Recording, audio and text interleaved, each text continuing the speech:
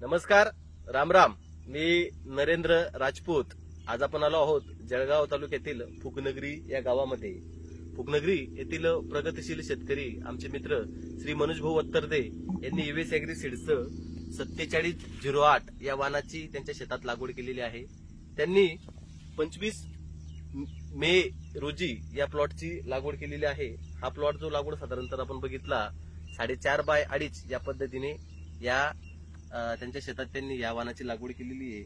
तर या वाणाचं खास वैशिष्ट्य जर आपण या प्लॉटमध्ये जाणून घेतलं, अतिशय जबरदस्त बोंडांची संख्या असणारं हे वाण आहे आणि शेवटपर्यंत हिरवगार या ठिकाणी तुम्हाला या वाणामध्ये सगळीकडे पाहायला मिळेल. आज जर मी बघितलं तर संपूर्ण प्लॉटमध्ये मध्यभागी या ठिकाणी मी उभा आहे आणि आज या वाणाला जवळपास 150 कैरी बोंड पक्की झालेली दिसून येत आहेत. त्याचं कारण असं की या वाणाचं जर आपण बघितलं तर जवळजवळ सगळ्या फळफांद्या एकदम जवळ या ठिकाणी तुम्हाला लागलेल्या दिसून येतील. दुसरी गोष्ट, आपण कोणतीही जर फांदी निवडली तर एका फांदीला जवळपास 5 ते 7 बोंड याच्यामध्ये आढळून येतील.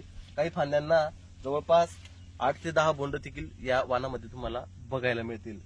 आता जर आपण मध्ये बघितलं या प्लॉटचं वैशिष्ट्य, तर या पद्धतीने तुम्हाला सगळ्या ठिकाणी असे जवळजवळ बोंड या ठिकाणी सगळ्या प्लॉटमध्ये या ठिकाणी पाहायला मिळेल.